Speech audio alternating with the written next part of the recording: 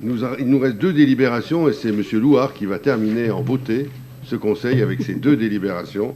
La première concerne les fresques urbaines éphémères. Oui, bonsoir à tous. Savez-vous que nous sommes à 1030 jours des Jeux Olympiques de Paris 2024 ? Eh bien, ça n'a strictement aucun lien et aucun intérêt. Mais je crois qu'à partir de 22h, nous avons le devoir de susciter un peu l'intérêt et de suspense, quel que soit l'endroit où il se situe. Alors, on a déjà parlé, je crois, de glitcher et puis des fresques dans la ville. C'est bien sûr une ambition de la ville d'essayer d'acquérir aussi une forme, en tout cas que l'artistique vienne contribuer à l'image et l'identité de la ville. Donc, l'association Glitchy, on en a donc déjà parlé, pas mal d'entre vous la connaissent.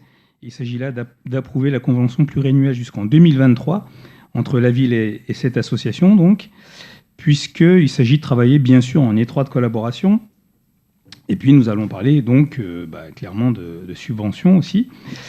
Sur les différents points de cette fameuse subvention, parce que je ne repasse pas tout en revue, et toutes les très bonnes raisons de travailler avec cette association, son savoir-faire, son expertise, puis c'est aussi un acteur local, donc puis on en reparlera à la fin aussi de cette convention, s'il est question de poursuivre ou de changer. Bref, nous avons donc toutes les bonnes raisons de travailler avec eux, et sur la convention elle-même, pour préciser un peu les engagements des uns et des autres, vous connaissez l'association, je passe. Il y a donc la durée,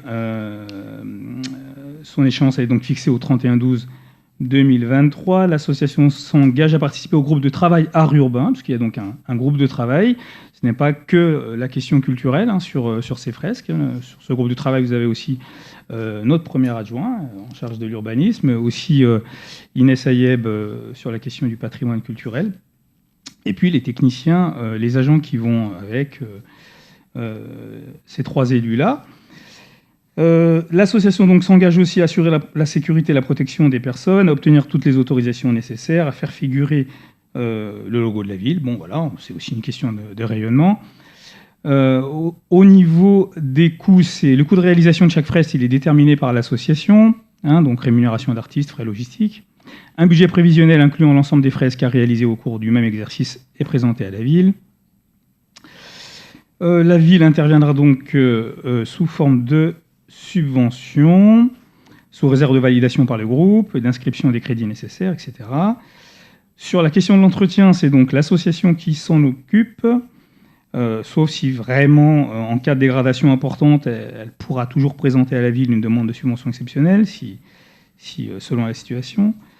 Et puis ensuite, ce sont des questions de respect des obligations fiscales et sociales, enfin voilà, tout ce qui est inhérent en général à ce genre de convention, et puis y compris si on se fâche, tribunal administratif de Grenoble. Donc, il vous est demandé... Ah oui, alors j'ai pas parlé de la somme en question, donc c'est 39 800, puisqu'au titre de l'année 2021, nous partons sur la réalisation de 3 fresques, dont on avait aussi un peu évoqué, je crois, les emplacements. Alors, une à rue du Belay, le collège Michel Servet, bien sûr, et puis la résidence Le Panoramique, au 33 avenue Jules Ferry. Alors, ça se décortique ainsi, cette subvention, 7 000 € pour la première, 23 300 pour le collège Michel Servet, et puis 9 500 € pour la résidence Panoramique. Voilà. Je préciserai juste pour finir, peut-être... Les thématiques, pour Michel Servet, c'est le portrait de Michel Servet et la libre pensée qui était la thématique. Pour le panoramique, l'art abstrait dans un esprit Vasarely, vous voyez un peu Vasarely, monumental, les œuvres monumentales et très colorées, en harmonie avec l'environnement, ou le thème de la nature pour faire écho aux cèdres centenaires qui sont autour du bâtiment.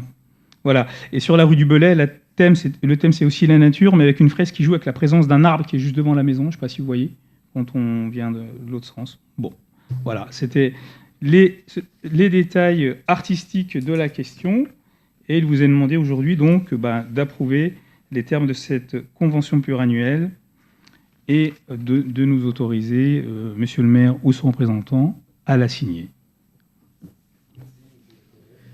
Oui. Bon, les goûts et les couleurs, ça se partage pas forcément. Pourvu que ça soit joli, comme on dit, et que ça se fasse bien. J'ai juste peut-être une préconisation. Je suis absolument pas un artiste, hein. Mais il y a quelques années de ça, j'ai eu affaire à une équipe de graffeurs dans un cadre associatif. C'est vrai qu'il y a un certain coût qui est lié à la prestation, à la rémunération, au matériel, aux bombes de peinture, etc. Et ces graffeurs m'ont dit, mais il serait bien de rajouter la petite bombe de fixation. Enfin, je schématise, hein, c'était pas le terme approprié, mais c'est une bombe de fixation pour que, justement, ce qu'on vient de faire, ça dure un peu plus que... en voyant ça, je repense à cette rue des Voirons qui est pas dans un... Je dis pas que la bombe aurait suffi à faire en sorte que la rue des Voirons soit intacte, mais c'est vrai que j'aimerais pas que... S'il fallait rajouter, par exemple, 2000 € de bombes pour maintenir dans le temps le travail, alors certes peut-être éphémère, mais de ne pas hésiter à les mettre. Voilà, c'est ce que je veux dire. Si on y va, on le fait, mais on y va jusqu'au bout et on le fait bien. Voilà, c'était le but de mon intervention ce soir. Mais j'espère bien qu'on va le faire bien et que ça va durer dans le temps. J'espère bien. Techniquement, je ne reconnais pas plus que vous, hein, même moins peut-être.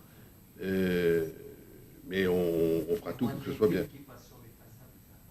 Oui, c'est pas la même chose. C'est pas la même chose que sur le sol. Même si je suis de ceux qui n'ont pas forcément apprécié ce qui s'était fait rue des Voirons, comme d'autres. Voilà, je le dis parce qu'il faut le dire. Mais on aurait pu, c'est comme vous le dites, des goûts et les couleurs, c'est comme ça. Mais je pense que les projets que Nabil Louhar vient de vous présenter sont très très intéressants. Et puis j'espère qu'on pourra vous en présenter un autre assez détonnant aussi par la suite, suite à la visite de la dessinatrice Coco. Est-ce que vous avez d'autres questions? Est-ce qu'on peut passer au vote? Des votes pour, des votes contre, pardon, des abstentions? Merci.